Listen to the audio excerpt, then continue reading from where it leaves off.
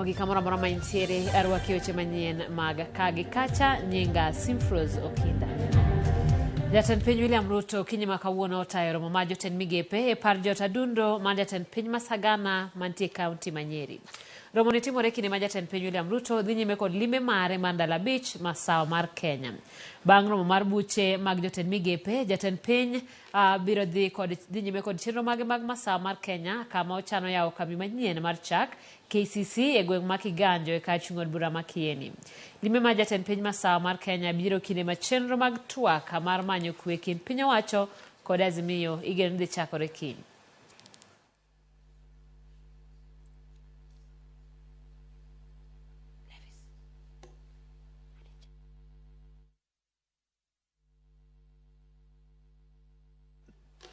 Kawadhi nyimeni jotend migepe Musalia Mudavadi ochopo boma ma Kampala e piny libamba ma Uganda e romo mar bero sekta mar kahawa. E romo mar ariyo mag pinje Afrika mong'ere kaka G25, jokanyo twak e weche mag medo ndhadhu ne kahawa, manyo duoko ne midhiero moluoro pur kahawa, bero nonro e wi kahawa kendo yaro chiro ne mwanduno. Kahawa en achiel kuom cham miuso e Kenya kae ka kinde mathoth mwandugo bende iuso e pinje maoko. Giwacho ni Uganda yuto mar kahawa konyo Uganda mahawa milion 5 e pacho ka. Romo mokwongo notimore e boma ma Nairobi higni 10 mokalo, ka romo mar ariyo timore Uganda kochakore tarik 7 nyaka tarik 10 dweni.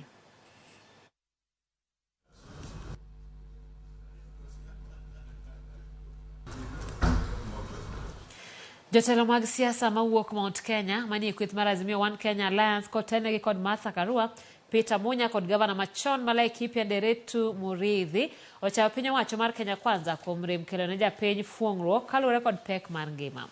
Jotelo go osewach mar limbe ma jatend piny timo saa ka saa e kor gwenge e kinde ma gikwedo medruok e nengo mag mwandu kod omenda ma ichule mbalariany.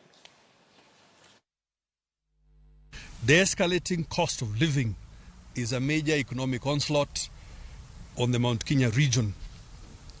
The hard-working people in this region are becoming poorer by the day. The UDA regime has responded by going to Mount Kenya on a publicity stunt, launching projects that have been built by the county governments. For example, the Narumoro Level 4 Hospital that was built by the county government of Nyeri. Also, launching projects, some of which were completed more than 2 years ago by the government of President Uhuru, including the Keno Marwa Road, which, as you all know, was practically complete by the time of the general election. This is Kenya, we are on our own. These guys are talking of 2/3 gender rule, leader of opposition. Hiyo ingine nini wanasema? Hiyo mambo yote wanasema para CDF. Those are things that require constitutional amendment. Na mimi yangu ni kuwaomba wa Kenya wasidanganywe. Kenyans are on their own. Their representatives are behaving as though they were elected by Ruto and members of his regime. They are representing the Ruto regime, not the people of Kenya. Ogai mar obila Jafet Koome odok ne obila ka okwedo kweth mar Azimio mano Azimio kuom chwalo weche ma miriambo e wi teko mane obila otiyogo e keyo jong'anyo. Koome lieko ni jo Azimio notoyo kod ringre mag joma nonegi ma owiti ngimagi e ng'anyo mar keto tij obila marach e wang' oganda. Koome medo ni obila ne oluwo chik e keyo jong'anyo mag Azimio. Haven't you seen the social media? Haven't you seen bodies, about many bodies put together, then pictures are taken, thrown all over in the social media? And the information I have is they go to some of the mortuaries, compromise the workers there, people even who died of some illness, people who died maybe out of an accident or other causes. They take photographs of such bodies and blame on police. But we are not in the business of all the time responding to politicians. Ours is to discharge our mandate. That is maintaining law and order, protecting life and property. Wanasiasa serikali yao ni kuzungumza na kupiga mdomo. Wapiga mdomo. Sisi hatusiki na tutawajibu, lakini kazi yetu tutafanya.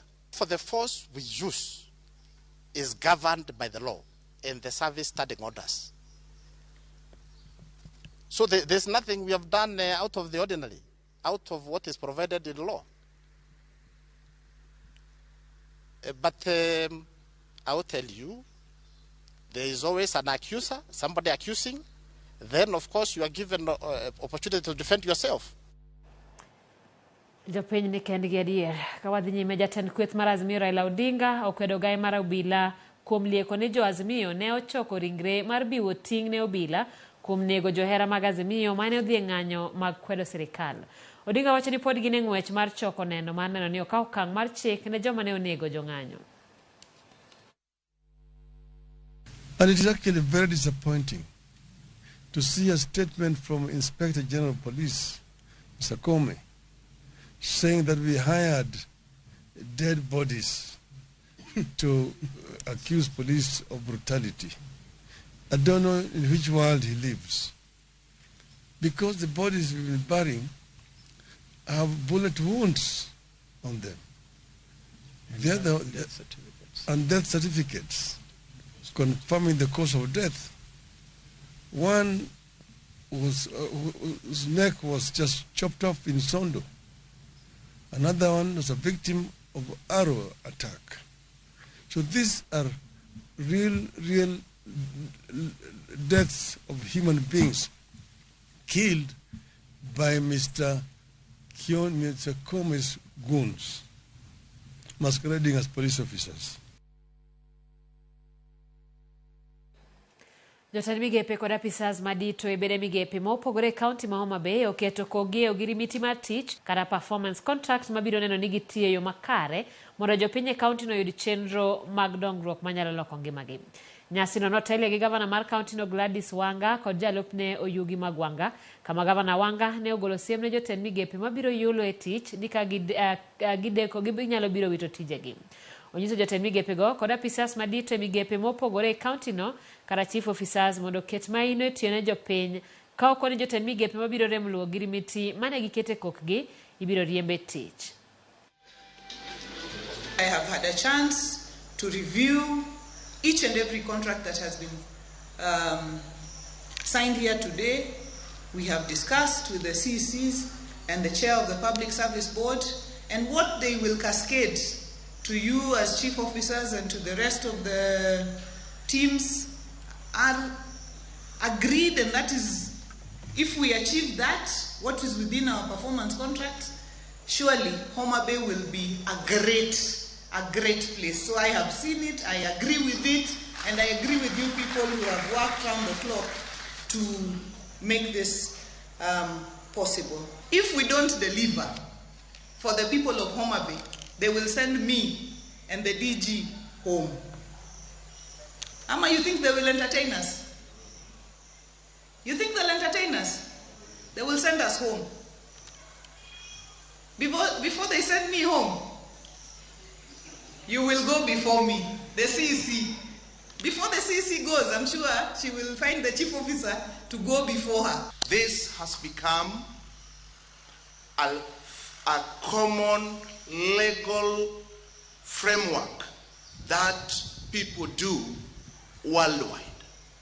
It shows how committed you are to your employ.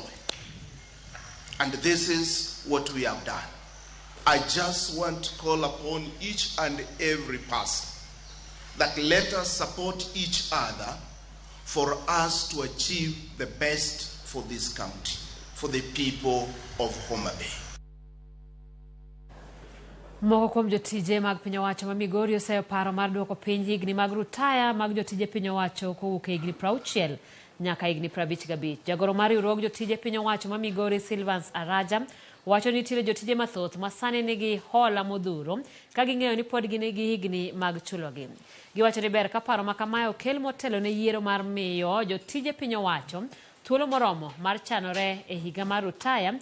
Higa mag rutaya nogol higni 55 nyaka 60 higa mar 2009. E kinde mane piny owacho ne nigi pek mar chulo omenda mar rutaya.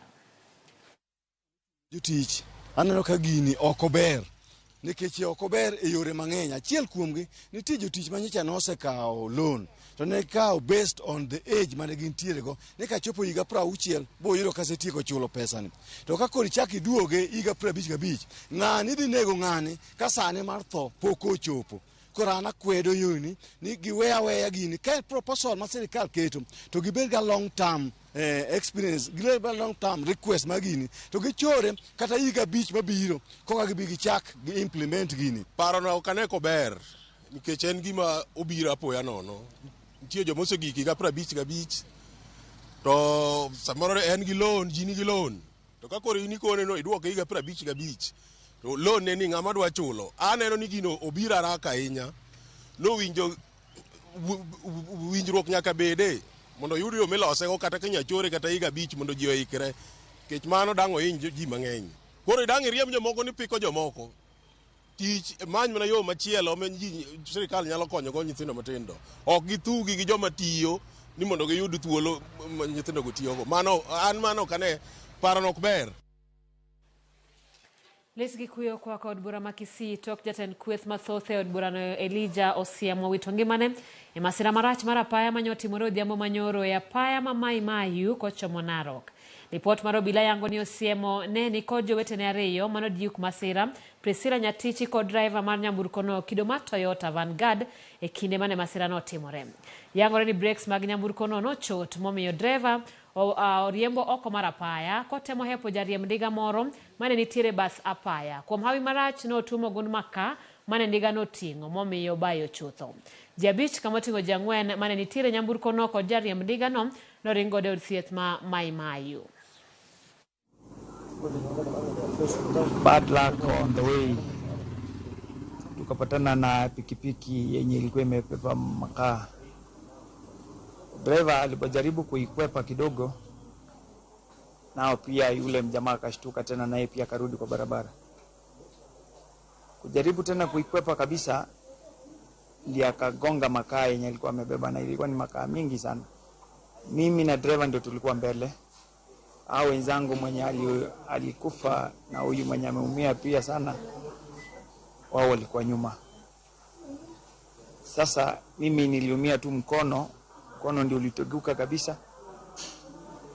Na hapo kwa kifua niko na ukali kidogo na mguu wangu wa kulia. Sasa kitu yenye ndaweza sema ni pole kubwa sana, pole sana kwa familia ya ndugu yangu Osiemo. It's a very sad day for the county of Nyamira, but we believe the two will get well soon, go back to their duties, and we wish the family of the late Osiemo, wish them well. We know it's a very painful moment for the family. I want to assure the public that the two are stable, and we want to thank the management of Naivasha Level 4 Hospital for the good care they have taken on the two.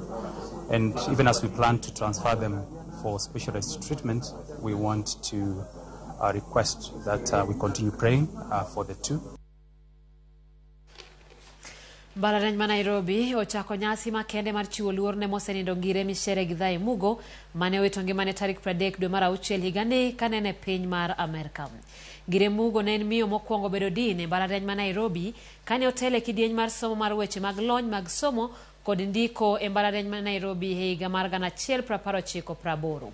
Mosenindo bende iparo kaka jandiko mang'ula ma bende ne okedo ne ratich oganda jo Kenya e buge mane ondiko. Mopogore kod buge, Ngire Michere Mugo ne ndiko shairi e wi chal mar ngima oganda, kama kuom ndiko ne ichwalo nyaka e piem mag jopuonjre.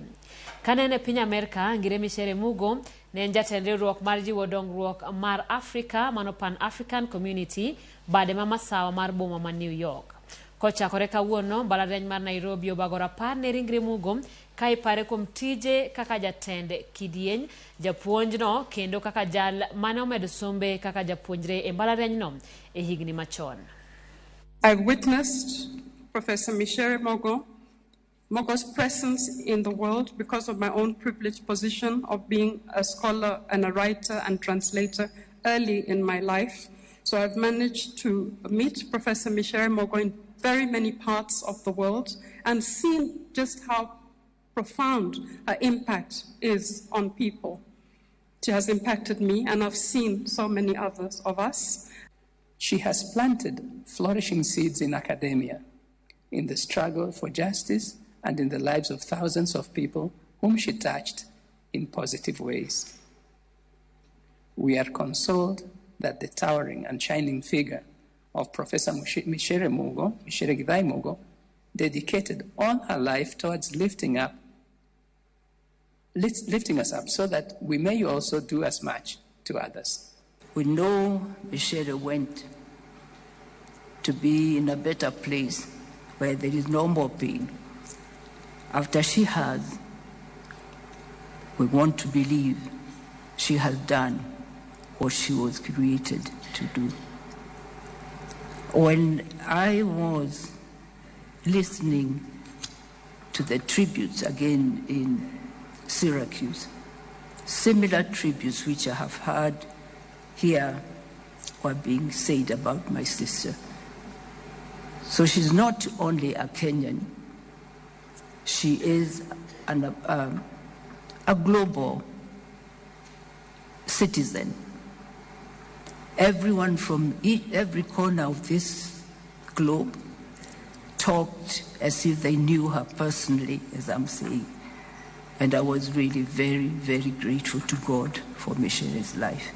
I know that our beloved daughter of the soil is smiling at us from heaven and cheering us on. And so I urge all of us to individually and collectively continue to uphold her ideals of Utu, Ubuntu, the African Renaissance, as well as education and justice for all. May Professor's soul rest in eternal peace, and may her legacy continue to stand with us, and may we also continue to stand with Mombi and the rest of the family.